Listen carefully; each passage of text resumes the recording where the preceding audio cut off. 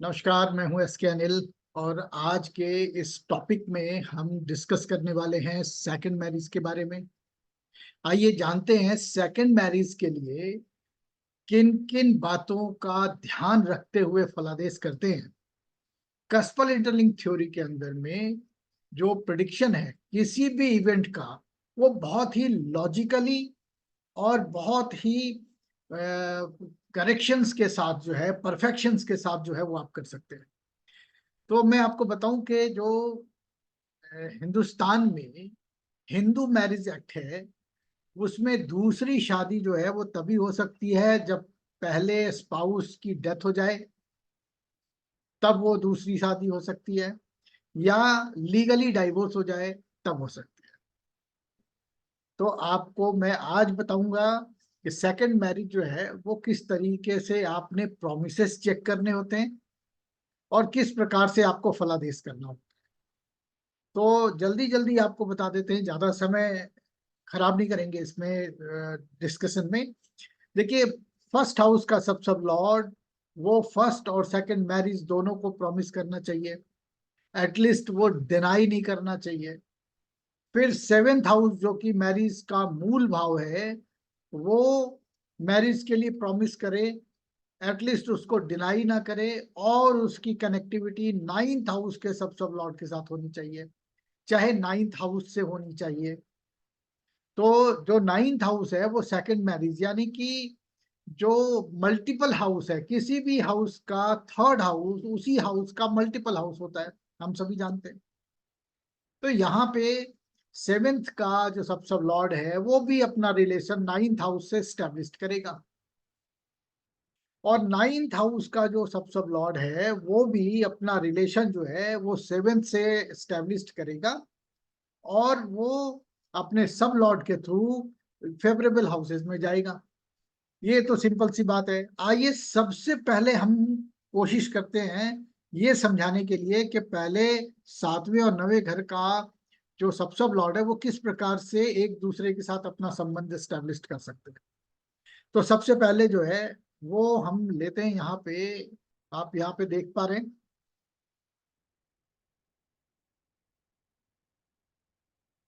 तो मैंने जैसा आपको बताया कि फर्स्ट हाउस का जो सब लॉर्ड है, ये प्लैनेट अपने पोजिशनल स्टेटस या अपने स्टार लॉर्ड के थ्रू सात में भी जाना चाहिए और नौ में भी जाना चाहिए, और उसका जो सब लॉर्ड है वो फेवरेबल हाउस में भी आना चाहिए। तो ये तो पक्का प्रॉमिस कर रहा है कि भाई फर्स्ट हाउस का लॉर्ड सातवें से भी कनेक्टेड है, नाइन्थ से भी कनेक्टेड है।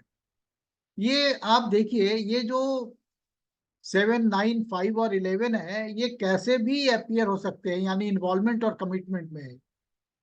जो पोजिशनल स्टेटस और स्टार लॉर्ड है उसको हम इन्वॉल्वमेंट में बोलते हैं, और जो सब लॉर्ड है उसको हम कमिटमेंट में बोलते हैं। ऐसा भी हो सकता है कि 5 या 11 जो है वो पोजिशनल स्टेटस या स्टार लॉर्ड में आ जाए, और 7 + 9 जो है वो सब लॉर्ड में आ जाए। ये भी पॉसिबल है, ऐसे भी हो सकता है। इससे स्ट्रेंथ का कोई लेना देना नहीं। अब इसको लिखा कई तरीके से जा सकता है। कई लोग जो है ना वो यही वाला जो इक्वेशन उसमें स्टिक हो जाते हैं। ऐसा स्टिक होने की जरूरत नहीं है। इसमें कैसे जा सकते हैं, ये 5 यहाँ आ सकता है, 11 आ सकता है, या 9 आ सकता है, या 7 आ सकता है। इसको और दूसरी तरीके से लिखें तो यहाँ 11 हो सकता है, 5 हो सकता है, 7 हो सकता है, 9 हो सकता है।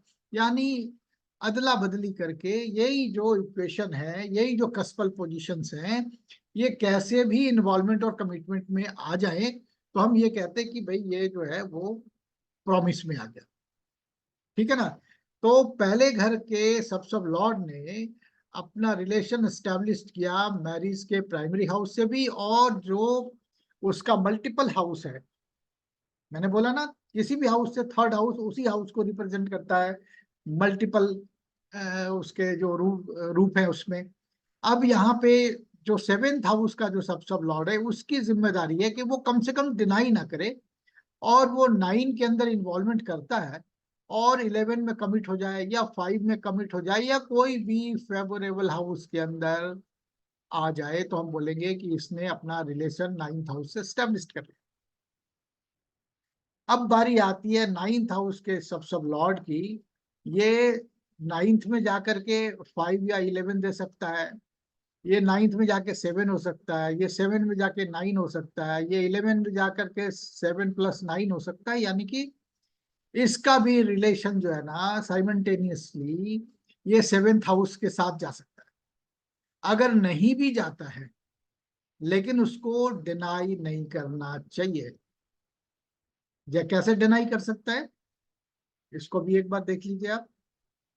मान लीजिए फर्स्ट हाउस का सब लॉर्ड यहाँ पे 7 में जा रहा है और 9 में भी जा रहा है। यहाँ पे 5 आ रहा है, 11 आ रहा है, प्लस यहाँ पे 8, इस हाउस का 8वां घर आ रहा है। और फाइनल कंफर्मेशन के अंदर में 9 नहीं आकर के 8 आ जाता है।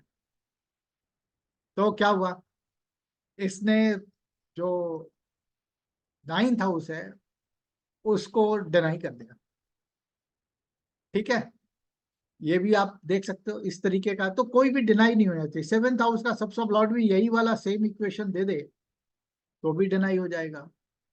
यहाँ पे 9th हाउस का सब लॉर्ड ये 9 + 7 में चला जाए और यहाँ 6 + 8 आ जाए, यहाँ पे 6 या 8 आ जाए, और यहाँ पे 9th नहीं आ रहा है, 7th नहीं आ रहा है, यहाँ पे भी 9th नहीं आ रहा है, यहाँ पे भी 7th नहीं आ रहा है, तो क्या कर रहा है ये, इसने सेकंड मैरिज खुद को डिनाई कर दिया।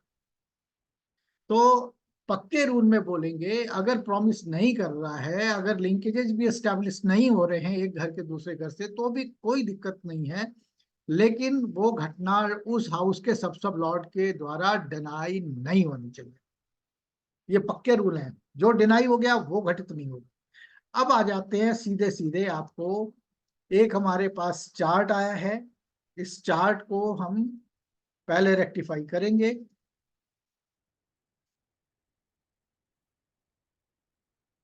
पहले रेक्टिफाई करेंगे, उसके बाद जो है, अब इन्होंने जो मुझे दिया है, ये चार्ट जो है वो यूएस में रहते हैं, मैं नाम नहीं बता रहा, और उन्होंने अपने बेटे का जो है वो मुझे डिटेल दिया है, जो कि मैंने यहाँ पे टाइप करके भी रखा हुआ है। यहाँ पे आप देखिए ऊपर सेकंड मैरिज के लिए इन्होंने बोला कि 29 तारीख के सुबह सुबह 15 मिनट से लेकर के 20-22 मिनट तक के बीच में इनके बच्चे का जन्म हुआ है। तो सबसे पहले बर्थ टाइम रेक्टिफाई कर लेते हैं, क्योंकि कस्पल इंटरलिंक के अंदर कुछ सेकंड्स के अंदर सब लॉट बदल जाते हैं, जो कि उस कस्प का प्रॉमिस जो है वो देखने के काम में आता है। तो सबसे पहले जो है ना हमारा काम है कि हम किसी एक इवेंट से उसका बर्थ टाइम रेक्टिफाई करें। तो हमारे पास एक ही है उसकी मैरिज का, और कोई उन्होंने इवेंट दिया नहीं। तो 15 मिनट से लेकर के 20-22 मिनट तक में देखते हैं ट्रूली कहाँ पे ये जाके होता है। थोड़ा फास्ट कर लेते हैं इसको, समय कम लगेगा, और देखते हैं ये कहाँ पे जाके रुकता है। तो ये जो सॉफ्टवेयर है ये यूनिक सॉफ्टवेयर है उन लोगों के लिए भी जो कि पराशर एस्ट्रोलॉजी कर रहे हैं, क्योंकि ये सेकंड्स के हिसाब से आपका बर्थ टाइम रेक्टिफाई कर देता है। तो सडवर्ग के अंदर D144 जो चार्ट होता है वो भी एक्यूरेटली कास्ट होता है, उसमें भी कहीं कोई संशय नहीं रह जाता। तो ये तो पराशरी वालों के लिए बहुत अच्छा हुआ। दूसरा क्या है कि बर्थ टाइम रेक्टिफिकेशन होने की वजह से ये आपके सब लॉर्ड और सब लॉर्ड तक को भी एक्यूरेट कर देता है। अब देखिए ये यहाँ पे जो टाइम रेक्टिफाई हुआ वो 18, 16 और 500। ठीक है, इसको हम यहां से करते हैं क्लोज,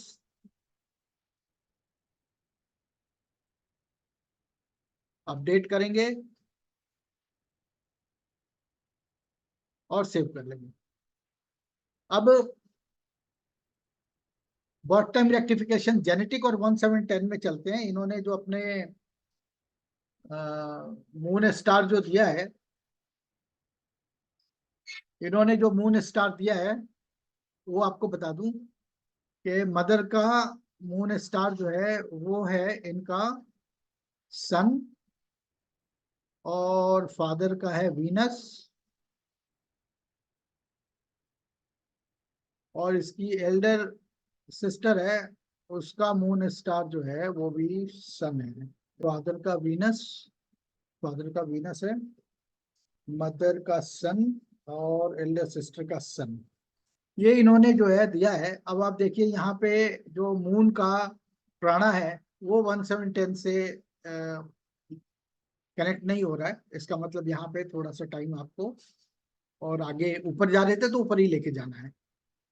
यहाँ पे ये मैच कर गया है 18, 17, 300।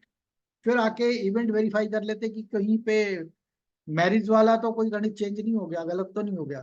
यहाँ पे भी पास हो गया, यानी कि दशा, ट्रांजिट और प्रोग्रेशन, इन तीनों के अंदर मैरिज पास हो जाता है और 1710 और जेनेटिकल कनेक्शन भी पास हो जाता है। तो इनका जो बर्थ का टाइम है ये जो उन्होंने दिया है मुझे, इसको अपडेट करके सेव कर, सिंपल हो गया। अभी क्या है, हमें सिर्फ यहाँ पे ये देखना है कि इनकी सेकंड मैरिज कब होगी। ठीक है, तो प्रोमिसेस रीड कर लेते हैं पहले। प्रोमिसेस रीड कर लेते हैं। सबसे पहला काम हमारा जो प्रॉमिस रीड करने का है वो ये है कि जो फर्स्ट हाउस का जो सब लॉर्ड है, फर्स्ट हाउस का जो सब लॉर्ड है, ये अपना रिलेशन स्टेब्लिश करता है कि नहीं करता। आप यहाँ पे देखिए, इसने 7 और 9 से अपनी इन्वॉल्वमेंट बनाई है। 9 का यहाँ पे एक डिनाइल नंबर आ रहा है, बट यहाँ पे 9 भी आ जाता है। इसका मतलब क्या हुआ कि वो डिनाई नहीं हुआ। तो 7 और 9 की इन्वॉल्वमेंट के अंदर में 5 और 9 और 11 आ जाने की वजह से ये प्रॉमिस जो है वो कर रहा है, ये प्रॉमिस कर रहा है फर्स्ट मैरिज भी और सेकंड मैरिज। फिर हम बात करते हैं सेवेंथ की। तो सेवेंथ हाउस का जो सब लॉर्ड है वो मून है, और मून की इन्वॉल्वमेंट जो है वो यहाँ पे आप ध्यान से देखिए, 7 की तो कर रहा है, 5, 7 और 11 की कर रहा है, लेकिन ये यहाँ पे नाइन्थ में नहीं गया हुआ। तो आप देखिए यहाँ पे नाइन्थ में नहीं गया हुआ है, लेकिन नाइन्थ का डिनाइल भी नहीं है। अब आप बोलेंगे ये जो 8 है वो नाइन्थ का डिनाइल है, यहाँ भी 8 आया। भाई यहाँ पे अगर 9 होता तभी तो 8 जो है ना वो 9 को खत्म करता है, यहाँ तो 9 है ही नहीं, तो डिनाइल किस बात का। इस सेवेंथ हाउस के सब लॉर्ड का डायरेक्ट लिंकेजेस जो है इन्वॉल्वमेंट के थ्रू नहीं बन रहा है, लेकिन डिनाइल भी नहीं है। नाइन्थ हाउस का जो सब लॉर्ड है वो नाइन्थ की इन्वॉल्वमेंट कर रहा है और वो सेवेंथ के अंदर कमिट हो रहा है। तो यहाँ पे ये प्रोमिस तो कर रहा है, यहाँ डिनाई नहीं कर रहा है। तो ऐसा हो सकता है कि सेकंड मैरिज के अंदर थोड़ी बहुत बाधा विलंब परेशानी आए, लेकिन ऐसा नहीं है कि होएगा नहीं। तो क्या कर रही है यहाँ पे, सेकंड मैरिज के लिए जो रूल है वो आप रूल देखिए कि सेकंड मैरिज का रूल क्या हो सकता है। यहाँ पे ऐसा प्लैनेट जो एमडी है, महादशा लॉर्ड जो है,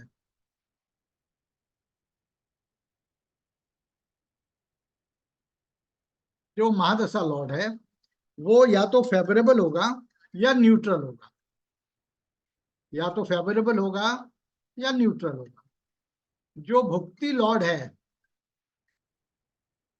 जो भुक्ति लॉर्ड है वो इम्पॉर्टेंट है यहाँ पे मैरिज के लिए।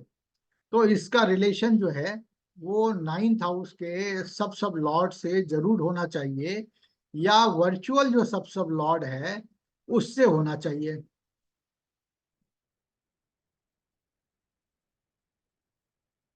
ठीक है ना सर। तो यहाँ पे क्या करेंगे, प्लैनेट वो पकड़ेंगे जो कि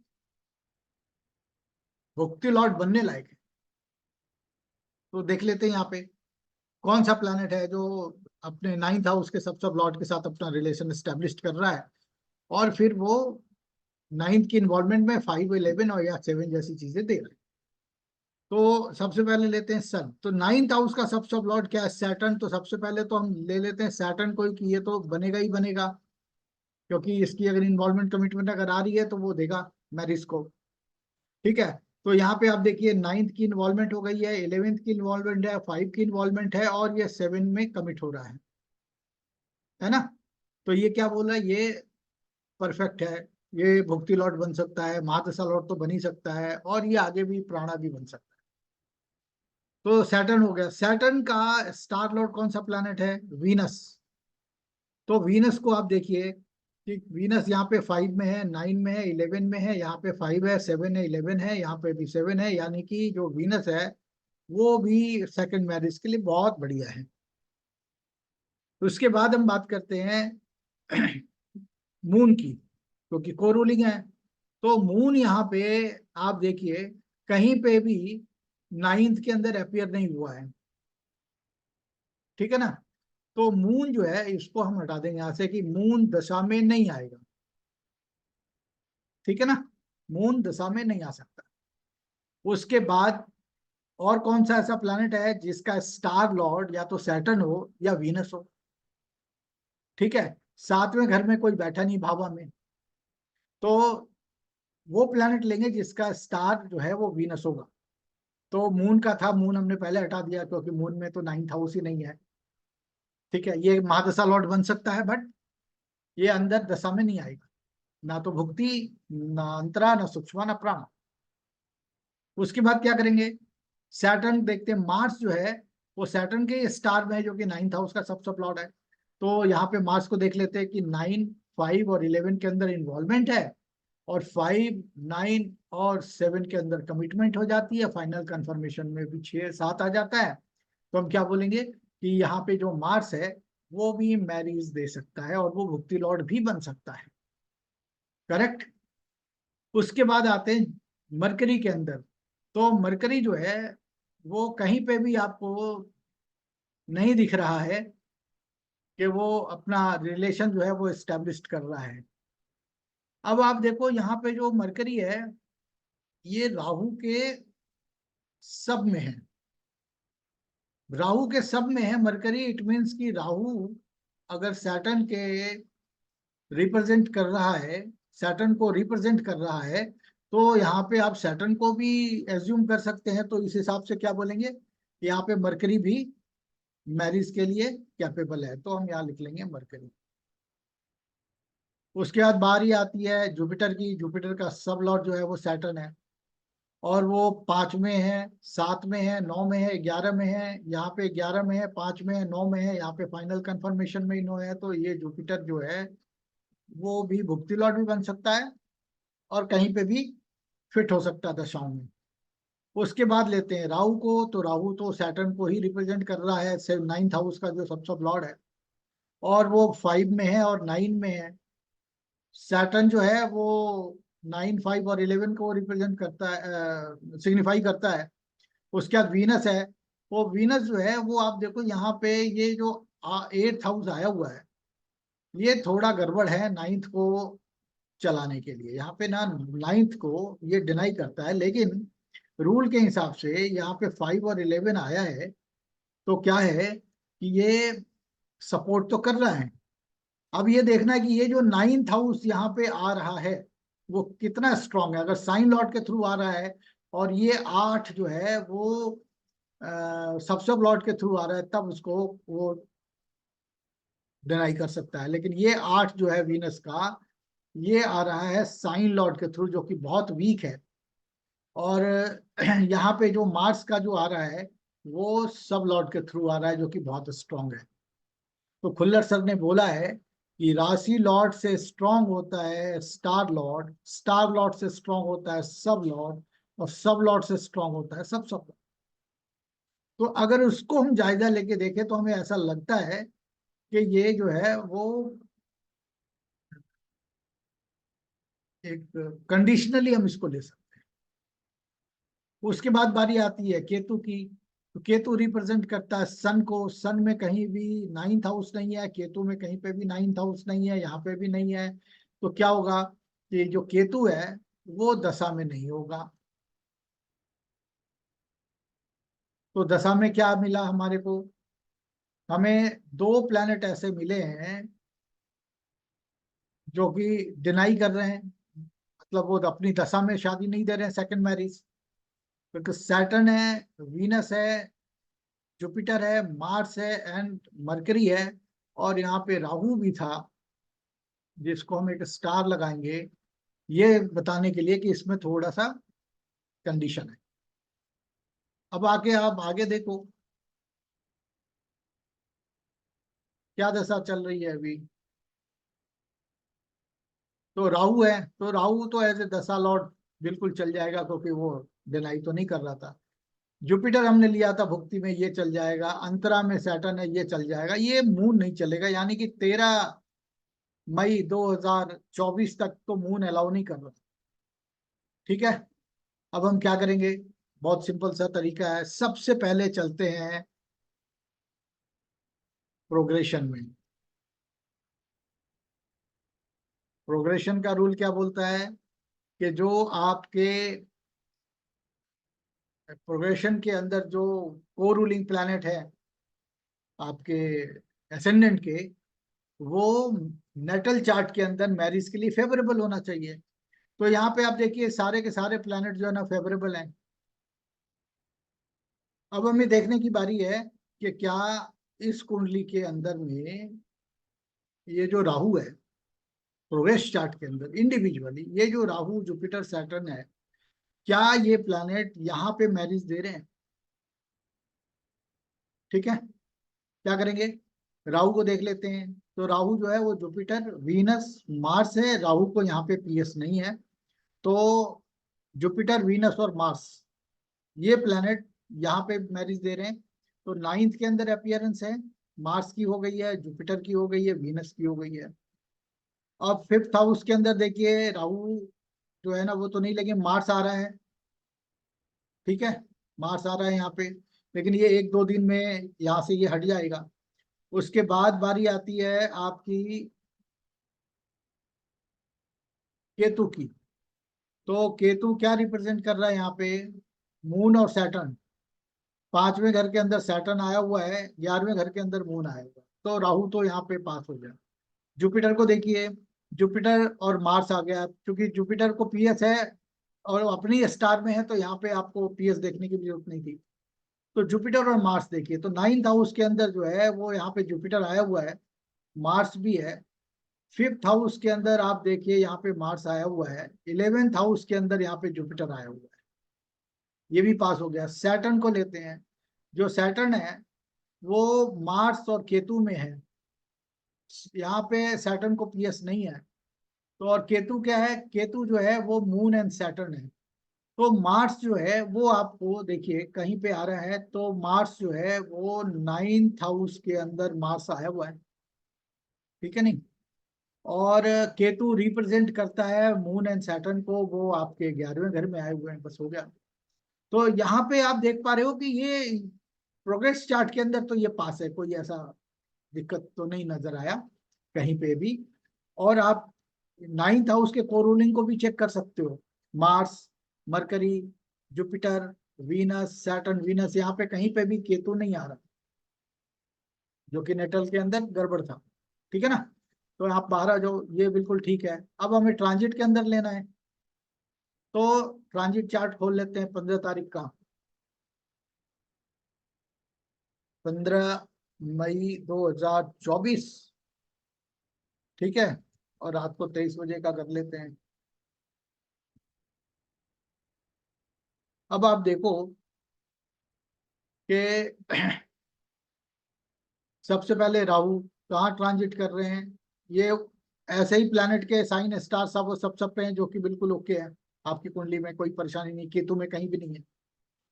उसके बाद जुपिटर को लेते हैं, जुपिटर भी यहाँ पे केतु में कहीं नहीं है, वो भी बिल्कुल ठीक है। उसके बाद जो जुपिटर का जो साइन लॉर्ड है वो भी कनेक्टेड है सैटर्न से, तो भी कोई दिक्कत वाली बात नहीं है। फिर हम बात करते हैं यहाँ पे सैटर्न की, सैटर्न भी एकदम ओके है, कहीं पे कुछ प्रॉब्लम नहीं है। फिर बात करेंगे मार्स की, तो मार्स भी यहाँ पे कहीं पे भी जो है वो केतु में नहीं है, बिल्कुल क्लियर है। ये देखते हैं यहाँ पे मून जो है, मून और सन का जो इंटरप्ले है, वहां पे हम देख रहे हैं तो हमें पता लगता है कि जो मून है वो केतु के स्टार में है, तो केतु तो मैरिज दे नहीं रहा था। तो हम एक दिन आगे कर लेते हैं।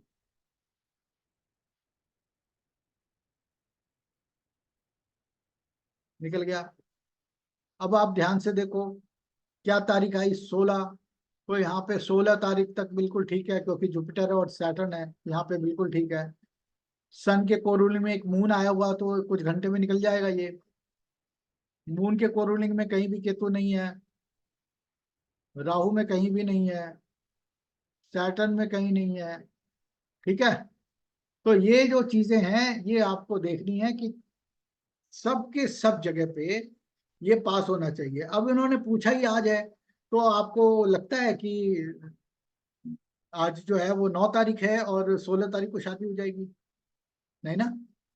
तो क्या करेंगे, इसमें एक ट्विस्ट है। वो ट्विस्ट ये है कि पहले इंगेजमेंट होती है, यानी कि 7, 5 और 11 का जो कनेक्शन है वो देखेंगे, वो होने के बाद में फिर हम बात करेंगे। तो अभी के लिए फिलहाल इतना ही। गणित आपको बता दी मैंने किस तरीके से सेकंड मैरिज को चेक करते हैं। अगर आपको ये वीडियो और जो आप इक्वेशन है वो समझ में आ रहे हैं तो आप हमें लिखें कि कहीं अगर कोई दिक्कत है। अभी के लिए फिलहाल इतना ही। शुक्रिया, धन्यवाद।